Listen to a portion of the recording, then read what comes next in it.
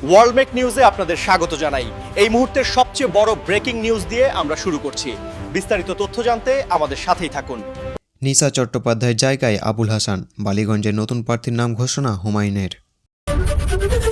বাংলাদেশে হিন্দু নিধনের প্রতিবাদে হাওড়া ব্রিজের বিজেপির বিক্ষোভ, ধস্তাধস্তি পুলিশের সঙ্গে। হুমায়ুনের দলের প্রার্থী হতেই চাকরি হারালেন সিভিক ভলেন্টিয়ার, জেতায় চ্যালেঞ্জ বললেন মুচকেরা বিবি। ভোটের আগে সাংগঠনিক স্তরে একাধিক রদবদল তৃণমূলের, বাড়তি নজর ভরতপুরে। হিন্দু নিধনে নামলে সিংয়ের গুঁতো, বাংলাদেশের কথা মনে করিয়ে দিয়ে হুঁশিয়ারি মিঠুন চক্রবর্তীর। বাতিল হবে হুমায়ুনের বিধায়ক পদ, জনতা উন্নয়ন পার্টির চেয়ারম্যানকে তলব করতে পারেন স্পিকার।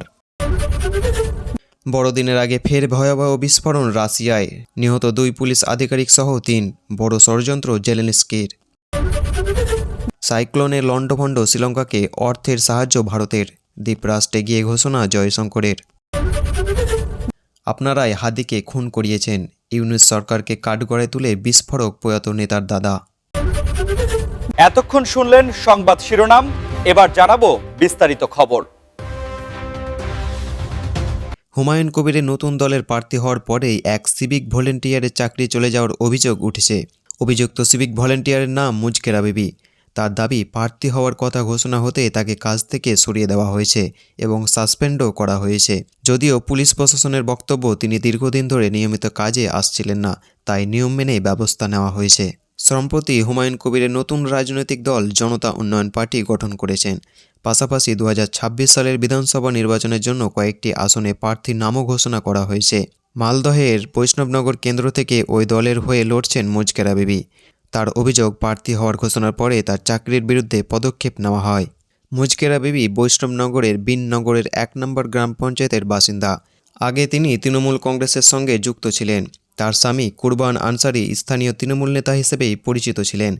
পরে দুজনেরই তৃণমূল ছেড়ে হুমায়ুন কবিরের দলে যোগ দেন। এই প্রসঙ্গে কুরবান আনসারি বলেন, 2026 সালের নির্বাচন মূলত তৃণমূল ও বিজেপির মধ্যে হবে, তবে তৃণমূল দ্বিতীয় স্থানে থাকবে বলেও তিনি মন্তব্য করেন। যদিও জেলা তৃণমূল নেতৃত্ব এই বক্তব্যকে গুরুত্ব দিতে নারাজ। জেলা তৃণমূলের মুখপাত্র আশিস কুণ্ডু হুমায়ুন কবিরকে কটাক্ষ করে বলেন, তার বক্তব্যের কোনো স্থিরতা নেই এবং ভোটে দাঁড়ালে তিনি খুব কম ভোটই পাবেন। এদিকে বিষয়টিকে ঘিরে বিজেপিও আক্রমণ শাসিয়েছেন। দক্ষিণ মালদা বিজেপির সহসভাপতি তারক ঘোষ বলেন, হুমায়ুন কবিরের দল আসলে তৃণমূলেরই অংশ। তাদের লক্ষ্য 2026 সালের নির্বাচনে বর্তমান সরকারকে হারানো। সব বিতর্কের মাঝেও মুচকেরা বিবির দাবি, তিনি আত্মবিশ্বাসী এবং নির্বাচনে জয়ী হবে বলে আশা রাখছেন। এদিকে নিশা চট্টোপাধ্যায়কে সরানোর একদিনের মধ্যে বালিগঞ্জ বিধানসভা কেন্দ্রের নতুন প্রার্থীর নাম ঘোষণা করলেন হুমায়ুন কবিরের দল জনতা উন্নয়ন পার্টি। ওই আসনে দলের হয়ে লড়বেন প্রাক্তন পুলিশ আধিকারিক আবুল হাসান। তিনি সম্পর্কে হুমায়ুন কবিরের আত্মীয়। প্রার্থী হওয়ার কথা জানার পর আবুল হাসান বলেন, তিনি মূলত রাজনীতির লোক নন, দীর্ঘদিন পুলিশ বিভাগের কাজ করেছেন। তবে হুমায়ুনের অনুরোধে তাকে ভোটে দাঁড়াতে হচ্ছে।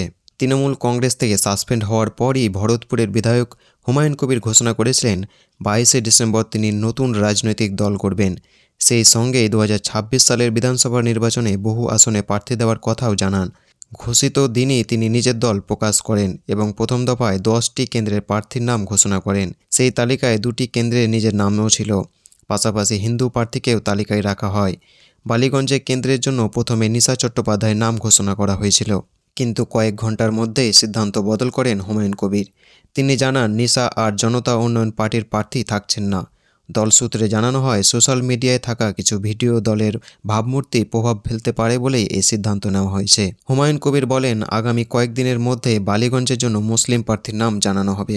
এরপরে নিশাকে সরানো 24 ঘন্টা পেরোনোর আগেই বালিগঞ্জে নতুন প্রার্থী হিসেবে আবুল হাসানের নাম ঘোষণা করা হয়। এ বিষয়ে হুমায়ুন কবির জানান, আবুল হাসান তার সরাসরি মামা নন, বরং মায়ের খুড়তুতো ভাই। পরিবারের কিছু সদস্য বিষয়টি নিয়ে চিন্তায় রয়েছেন বলে জানান তিনি। তবে আবুল হাসানকে জেতানোর সম্পূর্ণ দায়িত্ব তিনি নিজেই নেবেন বলে আশ্বাস দেন হুমায়ুন। জানা গিয়েছে, আবুল হাসানের বাড়ি রেজিনগরে হলেও দীর্ঘদিন ধরে কর্মসূত্রে তিনি বেগবাগান এলাকায় থাকছেন।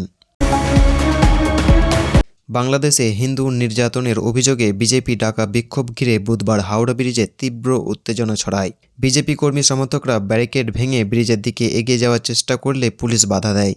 এরপর পরিস্থিতি হাতে বাইরে চলে যায়। পুলিশের সঙ্গে বিক্ষোভকারীদের ধস্তাধস্তি শুরু হয়। এবং এক পর্যায়ে তারা হাওড়া ব্রিজের ওপর বসে পড়ে। পুলিশের দাবি, হাওড়া ব্রিজ দিয়ে কোনো রাজনৈতিক মিছিলের অনুমতি দেওয়া হয়নি। কলকাতা ও হাওড়াকে যুক্ত করা এই গুরুত্বপূর্ণ সেতু মিছিল ঢুকতে দিলে যান চলাচল সম্পূর্ণ বন্ধ হয়ে যেতে পারে। সেই কারণেই মিছিল আটকে দেওয়া হয়। কিন্তু বিক্ষোভকারীরা সেই নির্দেশ মানতে না চাওয়ায় পরিস্থিতি উত্তপ্ত হয়ে ওঠে। ঘটনার জেরে ব্রিজে যান চলাচল ব্যাহত হয়। বিক্ষোভকারীদের সরে যেতে বারবার অনুরোধ করেন পুলিশ কর্মীরা। জানা গিয়েছে, বাংলাদেশের দীপু দাস হত্যাকাণ্ডের প্রতিবাদে এদিন বিজেপির পক্ষ থেকে হাওড়া ব্রিজ পর্যন্ত বিক্ষোভের কর্মসূচি নেওয়া হয়েছিল। যদিও পুলিশের অনুমতি ছিল ব্রিজের আগের অংশ পর্যন্তই, তা সত্ত্বেও সকলে বিজেপি কর্মী সমর্থকরা হাওড়া ব্রিজ দিয়ে মিছিল এগিয়ে নেওয়ার চেষ্টা করেন। ব্যারিকেড ভাঙার চেষ্টা করা হয়। পুলিশ বাধা দিলে শুরু হয় ঠেলাঠেলি ও সংঘর্ষ। গোটা এলাকায় চরম উত্তেজনা ছড়িয়ে পড়ে। পরিস্থিতি সামাল দিতে বিপুল সংখ্যক পুলিশ মোতায়েন করা হয়। উল্লেখ্য, এর আগের দিন মঙ্গলবার বেগবাগানে বাংলাদেশের ডেপুটি হাই কমিশনের ঘেরাও কর্মসূচিতেও উত্তেজনা ছড়িয়েছিল।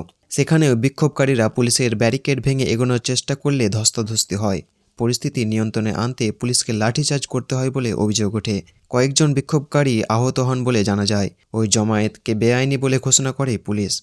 সেই ঘটনার রেশ কাটতে না কাটতে এবার হাওড়া ব্রিজে নতুন করে উত্তেজনা ছড়ালো। এতক্ষণ শুনলেন বিস্তারিত সংবাদ। আজকের মতো সংবাদ এখানেই শেষ হলো। ধন্যবাদ।